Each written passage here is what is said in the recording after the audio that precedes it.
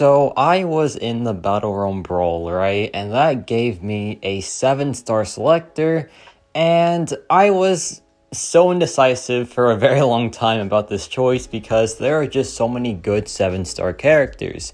Like, this is every single 7-star available, and there are just so many good ones that I'm missing. For example, there is Spider-Ham, there is Photon, who I'm not missing anymore. Check out yesterday's video if you want to see what I pulled, because yeah, that was a crazy opening. Shang-Chi, Juggernaut, Namor, even Hawkeye, just so many good champions and champions that I love that I'm missing from the 7-star pool, right? But my top options were Photon, Juggernaut, Shang-Chi, Spider-Ham, and Mr. Negative. Of course, there are other characters that I really wanted. For example, Atuma, who I pulled, thankfully. Not to spoil my video again, but yeah, I pulled him, which was massive. Also missing some good basic pool characters like Mantis and Dragon Man. Some loyalty crystal champions like Mordo and Void, also Howard the Duck. Just missing a ton of good champions that I can't really access, right? In the Incursion Crystal, there is Namor, there is Hulkbuster as well. Just so many strong champions that I really do want, but I made my choice, and it was pretty much down to Shang-Chi and Juggernaut. So let's see who I picked here. So there are other champions like Werewolf by Night, but then I pulled him as a 6-star from the prize wheel. There is Iron Man, but I just chose not to. And then it came down to this. I picked Juggernaut as my 7-star selector champion, and there are reasons why I did this. So, for example, one reason is that he is just so fun to play, one of the most fun characters in the entire game, but also, probably the biggest reason, my alt account, Arya, was such a big fan of Juggernaut. I fell in love with him on that account, and I just had to do it, right? Getting a 7-star Juggernaut because Arya couldn't get a 5 or 6-star Juggernaut, it just feels right. So having Juggernaut on this account just feels so good, man. And he is a monster. Here we have this Nick Fury in Battlegrounds, rank 4 Nick Fury, rank 1 Juggernaut, and this man just is insane. He is honestly just so insane. And of course, Juggernaut is a beyond god tier champion. I think he is a top 5 mystic character, and for good reason. This is Nick Fury, by the way, who has a ton of health because of his 2 lives,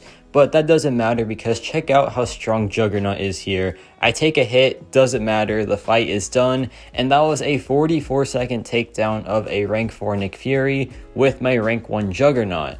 Now, more Battlegrounds content with him soon because I know that Battlegrounds is his sweet spot, but he's also good for questing as well. For example, here is this Act 7 fight, and Act 7 has the 7 for 7 challenge, which is where you want to use 7-star characters. Now, Juggernaut is going to be insane for it, obviously, right? Because his damage output is just so strong. Check this out, man. Check out this damage output right here. We dropped the SP2, and it does some pretty nice damage. Even without a crit, it still hits pretty dang hard. And now she's pretty much corner locked, right? Because Juggernaut is just super aggressive. Then we drop it again and we get a 37,000 crit, and this match is just over. This damage output just doesn't feel right, obviously. It's just so powerful. And with a 7-star, you get stat focus, right? So we get the crit rate stat focus, which does a ton for Juggernaut overall. So this man is just a really good 7-star character. He doesn't need the awakening in the slightest because check this out, he has nullify on heavy, which is amazing. But then we drop the SP2, and now it's time for the corner lock pretty much. And 15,000 mediums, there bet the heavy attack, no big deal. And this matchup is now over, just keeping him in the corner, not letting him do anything, and we drop the SP2 again, nice 36,000 crit, drop the relic, and this matchup is over yet again. So that was about 30 seconds for an Act 7 fight, which is insane, obviously. But now we have this Act 8 Chapter 3 fight, and this is Can't Stop, Won't Stop. And Juggernaut is just one of the best options, if not the best option for this lane, because Juggernaut is all about unstoppable, right? So that's what makes him so good. And while there are some downsides to Juggernaut, like for example, he can't take every fight in this path because some of the defenders have non-damaging debuffs, which really does stop Juggernaut very well. But in the right matchup, in the right scenario, this dude is simply unstoppable, and, you know, no pun intended, right? But here we drop this SB2 again, 44,000 right there, and this is now a wrap. So, yeah, this dude is crazy, obviously, but he is even crazier in matchups where there are, like, a ton of buffs to get Mystic Dispersion to trigger, right? So, let's check out one of those fights.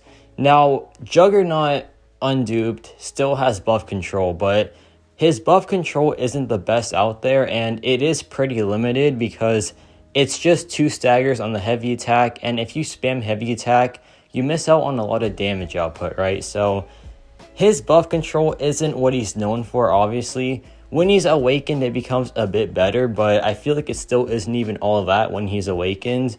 But it still doesn't matter because he has the craziest damage output in the game. So it is what it is. That right there was a 41,000 crit, which is unreal. And this is just peak Juggernaut. We drop it again. No crit there, but the fight is now pretty much over, so it doesn't really matter. And yeah, this dude is just insane. Like, what even was that, man? That was just so crazy. But here's an example of like some better buff control. We have this Sunspot matchup, and this is no big deal. Actually, no, it is, because if he gets an armor up, then he gets bleed onto us, which is not good. You don't want that for Juggernaut, right? But with Juggernaut's heavy attack, he just keeps the armor up in check, which is perfect. So here I drop a heavy attack, it gets staggered, which is sweet. And now the matchup is pretty much in our control. We get a nice 39,000 crit on both hits, which is awesome. And this is looking pretty dang good for us. So here we drop the Relic into a heavy attack for more staggers, which is perfect. And then he drops the SB2. The armor up gets staggered yet again. And now we're just looking so good here. We get a nice 39,000 crit once more. We drop the heavy attack. And this matchup is pretty much over now. Overall, just really good, man. They are kind of messed up, but it's no big deal. I just intercept here, drop the SP2 one last time, and that is a wrap for this fight. We lost some health, but that's because Sunspot has like pretty massive block penetration with flare states. But besides that, so crazy, dude. Just so crazy. But let me know your thoughts on 7-star Juggernaut. There is a lot more content to come on him. I want to do like a 7-for-7 challenge with him. I want to do some Act 8 gameplay, some Battlegrounds gameplay, and then just like a full-on showcase. So this is just the beginning of Juggernaut, right? But yeah, I think he's really good. I think he's really fun to play, and Arya really showed me just how good this character is. And yeah, that's about it for me.